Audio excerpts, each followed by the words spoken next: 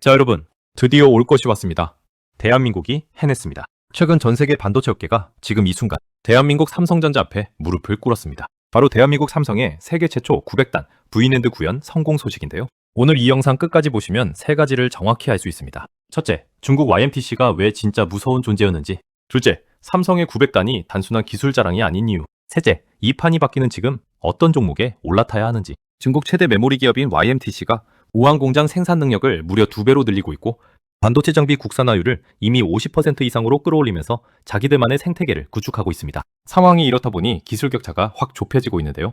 지금 우리 대한민국의 주력 양산품이 SK하이닉스는 321단, 삼성전자는 286단 수준인데 YMTC가 올해 하반기에 무려 300단 낸드를 양산하겠다고 선언해버린 겁니다. 수십 년간 대한민국이 피땀 흘려 쌓아온 1년 이상의 기술 격차가 순식간에 사라질 위기에 처했던 거죠.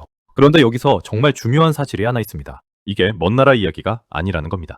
헤럴드 경제 보도에 따르면 2022년에 이미 애플이 아이폰, 낸드 플래시의 40%를 YMTC에서 조달하는 계획을 세웠습니다. YMTC 낸드가 경쟁사보다 20% 저렴하다는 이유에서였죠. 비록 미국 정부의 수출 통제로 이 계약은 무산됐지만 지금도 글로벌 이코노믹 최신 보도를 보면 델, HP 같은 글로벌 PC 제조사들이 처음으로 중국산 메모리를 채택하기 시작했다고 합니다. 우리 K반도체의 텃밭이 흔들리기 시작한 거죠.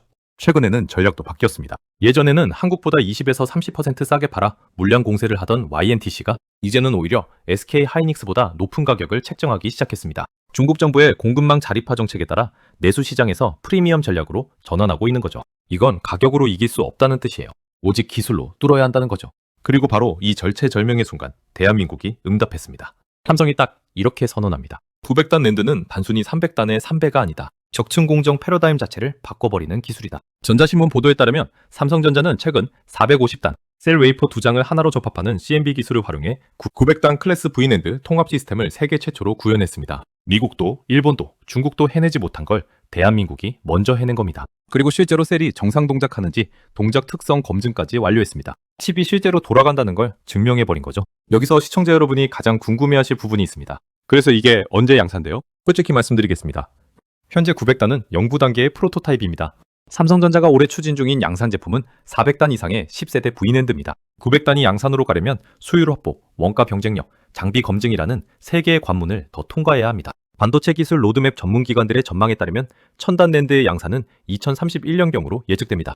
그럼에도 이번 성과가 가볍지 않은 이유는 따로 있습니다. 차세대 기술 방향을 먼저 제시했고 실제 구동까지 검증했다는 점이죠. 글로벌 경쟁사와 한번 비교해볼까요? 지금 가장 앞서 있는 SK하이닉스가 321단, 삼성전자는 286단에 400단 이상 양산을 준비 중입니다. 중국 YMTC는 300단급을 쫓아오고 있고 마이크론은 276단, 키옥시아는 218단 수준입니다. 바로 이 순간 대한민국 삼성이 연구 단계에서 900단을 찍어버렸습니다. 이 한 방이 가져오는 심리적 초격차, 이게 핵심입니다. 아니 대체 어떻게 이 물리적인 한계를 뛰어넘었을까요? 이해하기 쉽게 램 플래시를 아파트에 비유해 볼게요. 예전 방식은요, 900층짜리 초고층 빌딩을 한 번에 쭉 올린 다음 꼭대기부터 1층까지 엘리베이터 통로를 단 한 번에 뻥 하고 뚫어버리는 식이었어요. 당연히 건물이 휘청거리고 무너지기 쉽겠죠. 반도체에서는 이걸 웨이퍼가 휘어지는 현상, 즉 워피지라고 부릅니다. 이게 전 세계 반도체 기업들이 수십 년 동안 넘지 못하고 있던 근본적인 물리적 한계였어요. 전자신문 보도에 따르면 삼성은 이 문제를 고도화된 상부, 턱 설계와 독자적인 오버레이 보정 기술로 해결했습니다. 그런데 대한민국의 삼성 엔지니어들이 이 불가능에 가까운 숙제를 풀어냈습니다. 방법은 이렇습니다. 위태롭게 900층을 한 번에 짓는 게 아니라 아주 튼튼한 450층짜리 건물 2동을 따로따로 완벽하게 짓는 거예요. 그 다음 단 1mm의 오차도 없이 정렬한 후 강하게 찰싹 접합해버리는 겁니다. 이게 바로 셀 멀티본딩 CMB 기술입니다. 전 세계가 불가능하다고 했던 일을 대한민국 엔지니어들이 해낸 겁니다. 그래서 이게 우리 삶과 계좌에 어떻게 연결되냐고요? 새로운 비트라인, 워드라인 구조 덕분에 전력, 소비량과 칩 크기를 동시에 줄이는 성과를 거뒀습니다. 쉽게 말씀드릴게요. 지금 NVMe SSD는 8TB가 한계치에 가깝습니다. 900단 기술이 양산 단계로 이어지면 16TB SSD도 현실이 됩니다. 게다가 고용량 SSD는 지금 열 때문에 양면으로 제작해야 하는데 이 기술이 성숙하면 단면 제작이 가능해져 발열이 확 줄어들게 됩니다. AI 서버 입장에서 보면요, 좁은 공간에 더 많은 데이터를 꽉꽉 담을 수 있다는 건 데이터 센터 구축 비용이 그만큼 줄어든다는 뜻입니다. 대한민국의 기술이 전 세계 AI 인프라의 판을 바꾸고 있는 겁니다. 이게 바로 삼성의 900단이 AI 시대의 치트키로 불리는 이유입니다. 지금 같은 AI 시대에는 HBM과 낸드가 그야말로 영원의 단짝입니다. AI 모델이 하루가 다르게 똑똑해지고 있잖아요. 그럼 그 어마어마한 데이터를 어딘가에는 저장을 해야 합니다.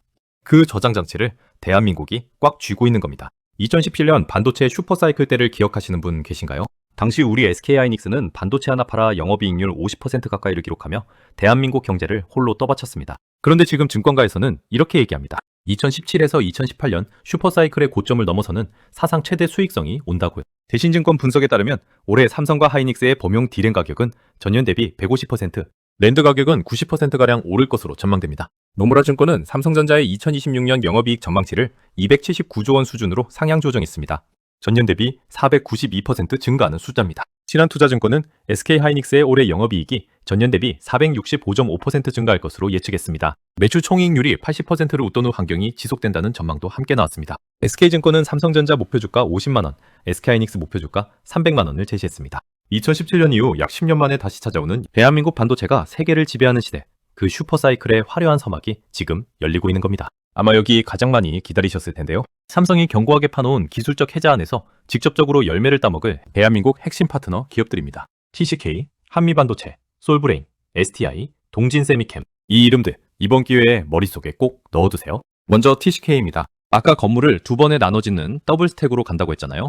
그러면 구멍을 뚫는 식각 공정이 2배로 늘어납니다. 자연스럽게 식각 부품인 실리콘 카바이드링의 마모가 빨라지고 수요가 폭발적으로 뛸 수밖에 없습니다. 단, 삼성전자, SK하이닉스의 설비 투자가 줄어들면 수요도 연동해서 감소할 수 있다는 점은 체크하셔야 합니다. 다음은 솔브레인과 동진세미캠입니다. 층을 높이 쌓으려면 표면을 깎아내는 연마제, CMP 슬러리가 필수입니다. 바로 이 슬러리를 대한민국이 국산화해서 삼성과 SK하이닉스에 떡하니 공급하고 있는 겁니다. 공정이 한번 인증된 소재는 교체가 거의 불가능하거든요. 단수가 올라갈수록 슬러리 소비량도 정비례해서 증가합니다. 진입장벽이 어마어마한 거죠. 이제는 한 번에 뚫는 식각이 아니라 층과 층을 딱 붙이는 본딩이 새로운 패러다임입니다. 이 접합 공정의 영원한 대장주, 바로 한미반도체죠. 본딩 관련 특허만 106건을 보유하고 있고 HBM 핵심 TC 본더 장비를 싹쓸이하고 있습니다. 52주 저가 76,800원에서 고가 392,500원을 경신한 종목으로 2026년 5월 기준 시가총액 약 9조 5천억 원, 코스닥 시총 상위권을 달리고 있습니다. 다만 주가의 미래 성장 기대치가 상당히 선반영돼 있고